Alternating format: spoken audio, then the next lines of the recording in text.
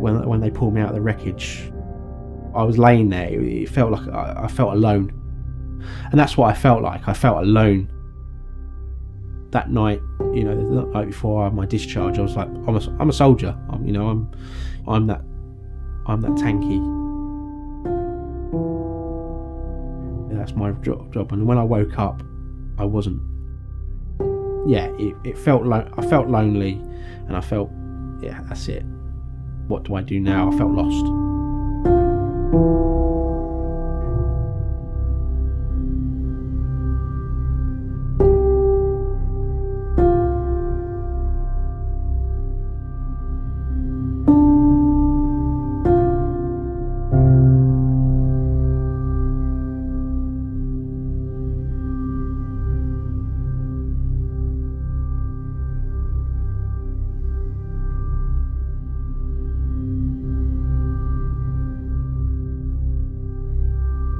My name is Peter Cosgrove. I'm 35. I volunteer for Models for Heroes, but I'm also a house husband.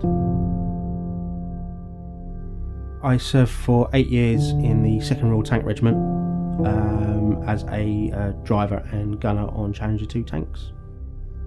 In 2009, I was with a squadron from my regiment, and we were deployed on Herrick as part of the Armoured Support Group using a vehicle called the Viking, which was an amphibious snowmobile vehicle that was originally used by the Royal Marines, and our role was as an armoured support unit for Task Force Helmand.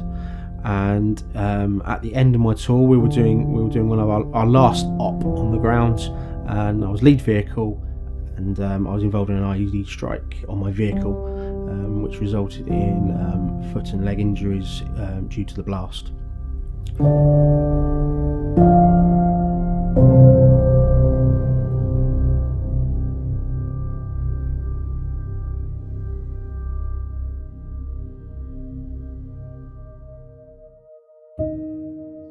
When I was a child, started from a very early age. It was a kit that my dad had, and he never built it. It was a Airfix Cutty Sark, and one day we just built it, me and my dad together, stuck together, no paint, it was just loads of glue marks all over it, and we stuck it on the shelf, and then a couple of days later my mum knocked it off the shelf and it shattered. That was my introduction to it. By the time I was a teenager, stopped it. Beer, girls, clubs, usual.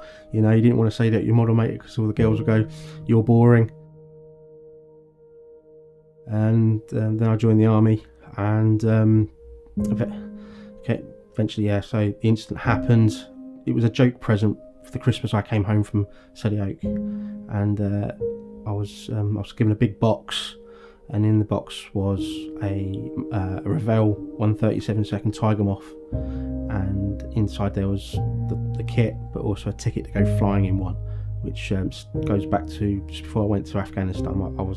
My mum was going to buy me a trip in one, and I said no, I'll have it when I come back because I'm coming home. My granddad, Charles Howard Brown, he was in the Fleet Air Arm in the Second World War, so he was in the Royal Navy. He was an armourer, so he was one of the unsung heroes of keeping the aircraft in the air. The Sea Hurricane, which was one of his favourites. He always used to tell me about it, and the photographs I've got of him always show him with a Sea Hurricane. And a very particular operation, which the Sea Hurricane was Operation Pedestal, which was the major convoy in the relief of Malta in August 1942. I have no qualms of building something that was designed to kill. There might be the odd vehicle that I might not want to, because it might bring back a memory, but I'm not afraid of giving it a go. I've got a couple of Challenger 2 tanks in my stash that someday I will build. I'll build them to how I remember it.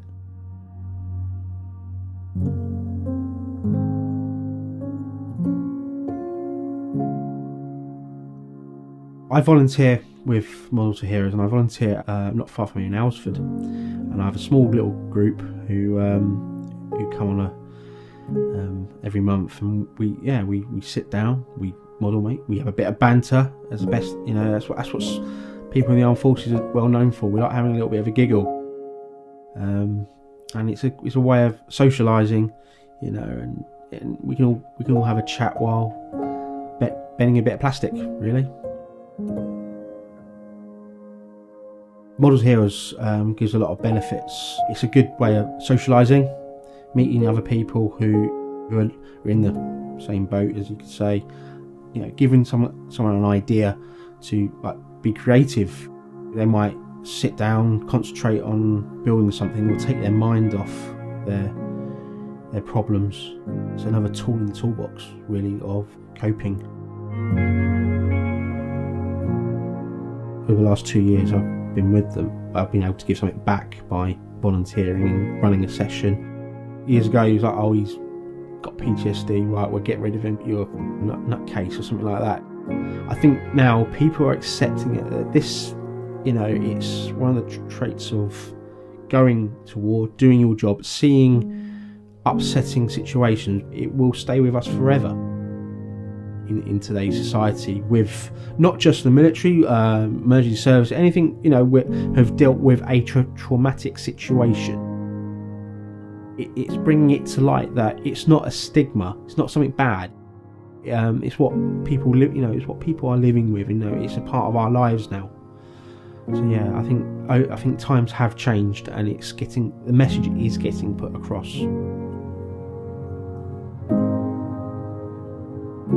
Yeah, I think in today's society, they see the hobby, they accepted it. Now, I'll use my wife for example. She does knitting, sewing. It's exactly the same as that. She goes to her clubs, I go to mine. Having a hobby, and from history, quoting Churchill, it's good to have 2 or 3 hobbies. It makes you feel safe.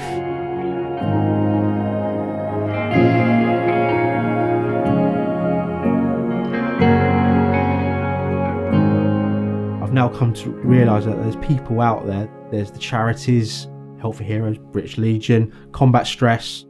They've all helped me get to where I am now. And the best part of it is family. They've accepted me. This is Peter. He's changed, but in other ways there's still a little bit of the old Peter there.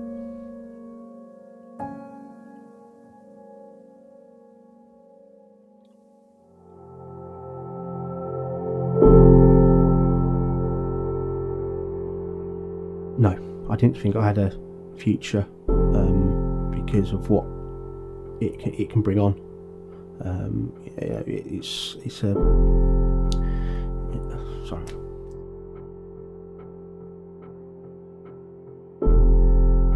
Sorry, guys.